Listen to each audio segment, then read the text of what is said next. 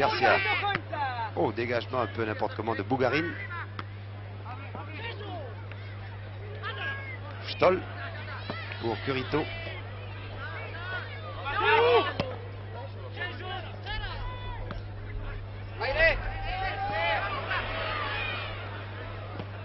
Segovia. Et les Polonais se reprennent maintenant. Foreter. Sandoval. Organisateur de l'équipe mexicaine avec Rangel. Vous voyez comme il a bien vu Segovia. Tapia en position d'ailier droit. Ça peut être dangereux. Ah, un tir complètement raté. Un centre raté. Un tir raté. Un contre-tir. Derrière la cage gardée par Marek. Et toujours 0-0 après 17 minutes de jeu. Je rappelle que la deuxième mi-temps durera comme la première 40 minutes et que si la marque est à égalité, il y aura une prolongation de demi-temps de 10 minutes.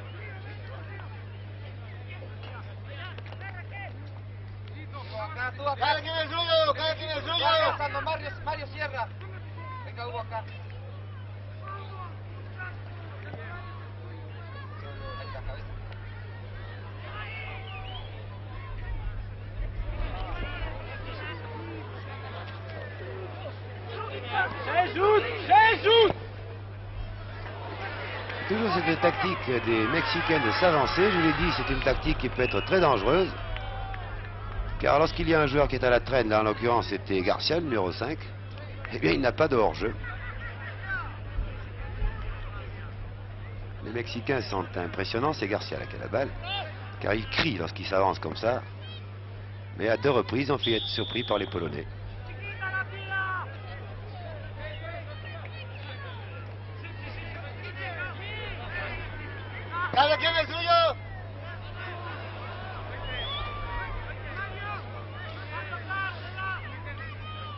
Bien, le match pour l'instant n'est pas très beau, il faut bien le reconnaître, entre deux équipes qui savent bien sûr que l'équipe qui marquera le premier but aura 8 chances sur 10, sinon 9 sur 10, de remporter le tournoi international de Cannes.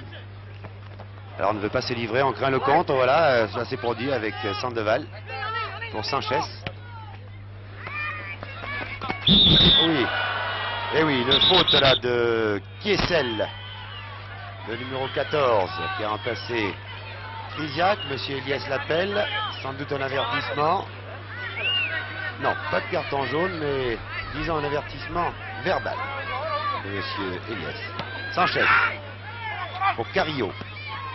À nouveau Sanchez. Ah, c'est de très loin ça. Et voilà un contre des Polonais qui se présente maintenant à 4 contre 2. Je vous ai dit attention au contre-attaque des Polonais alors que Dutkiewicz est tout seul. Curito, un tir raté de Curito, mais les contre-attaques des Polonais sont très dangereuses. Évidemment avec la pointe du vent, les Mexicains dominent, mais ils pourraient très bien prendre un but sur contre-attaque, sur un contre. Ah, il avait 4 Polonais contre 2 défenseurs mexicains au début de l'action. Curito a complètement raté son tir.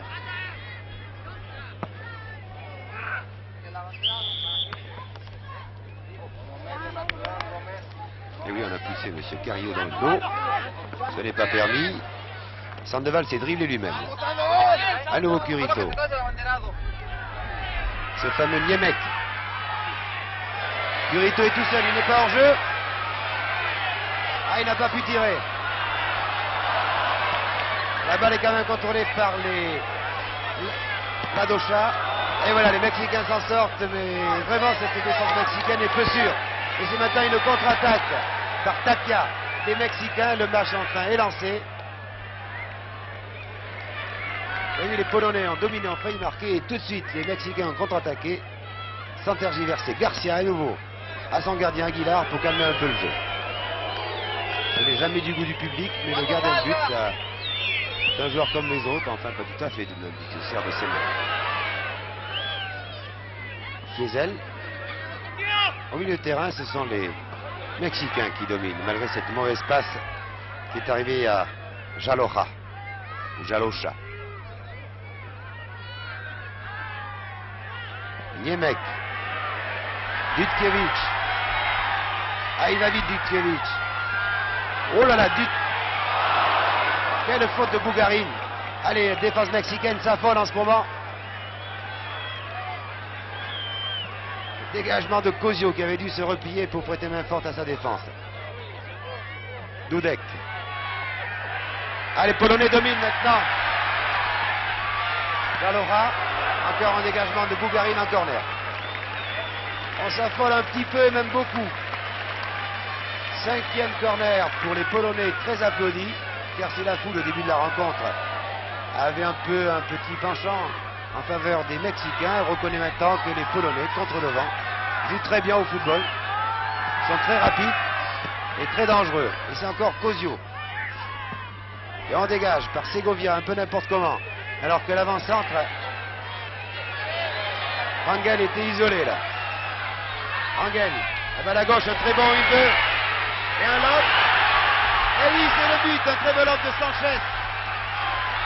Très beau lob de Sanchez. À la 22e minute, 62e minute donc du match. 62e minute, nous allons revoir cette passe de Rangel à Sanchez qui a bénéficié d'un contre-heureux. Un lob, c'est très bien joué, ça avec beaucoup de sang-froid.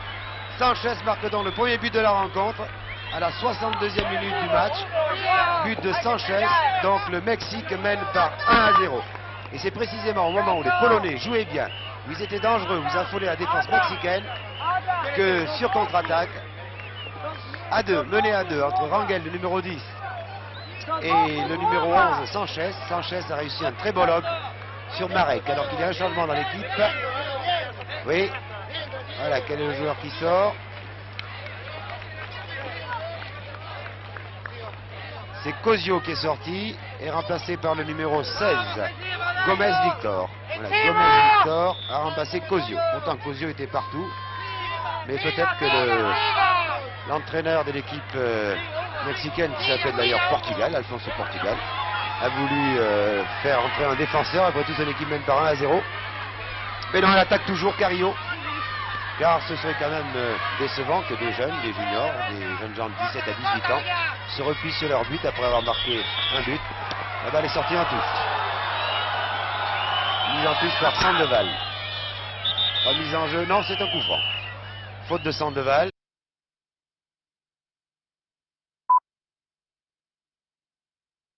Des juniors, des jeunes gens de 17 à 18 ans se replient sur leur but après avoir marqué un but.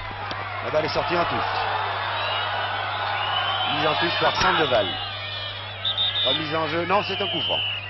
Faute de Sandoval, il y avait l'avantage, disent certains spectateurs. Oui, alors qu'on annonce que c'est Sanchez, le numéro 11, qui a réussi le but. Un tir de très loin de Niemek, complètement raté. Bien voilà, premier but donc à la 62e minute du match. 22e en seconde mi-temps, 40 en première, car on ne joue pas 45 minutes aujourd'hui.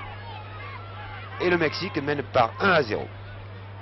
On peut dire dans l'ensemble que les Mexicains méritent ce but, mais les Polonais depuis 10 minutes étaient très dangereux, ils affolaient la défense mexicaine. Et maintenant on gagne du temps.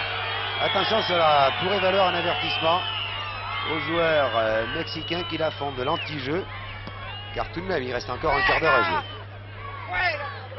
Et on commence à geler la balle, à gagner du temps un quart d'heure de la fin. Où va-t-on?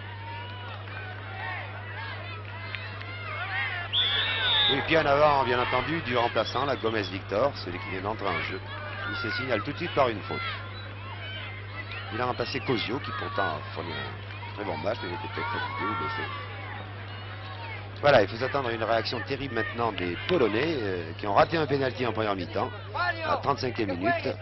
Enfin, c'est Aguilar qui l'a arrêté en plongeant du côté gauche, sur un tir de Purito, et qui maintenant sont menés par 1-0 après avoir dominé contre le vent.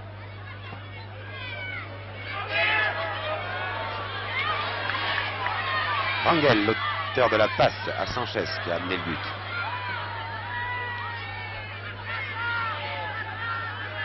Mais ces Mexicains sont vifs, très rapides, notamment Sanchez, le numéro 11, Rangel, le numéro 10, Tapia aussi, le numéro 9.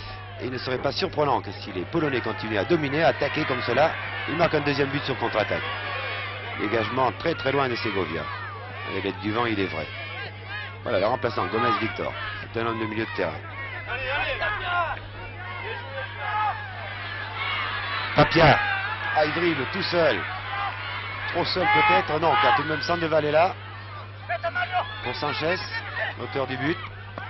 Très bon joueur ce Sanchez, 10 argent. Tapia à nouveau. Très bon centre, une reprise du remplaçant numéro 16, un but magnifique de Victor Gomez, le numéro 16. Victor Gomez, numéro 16. J'espère que nous allons revoir cette action au ralenti sur un centre du gauche de Tapia. Voyez, Sanchez tout d'abord, qui donne à Gomez, qui part sur la gauche, qui centre, et vous allez voir le numéro 16 qui est très grand. Victor Gomez qui reprend deux volets, un but splendide dans le coin droit. 2-0 donc, but de Victor Gomez.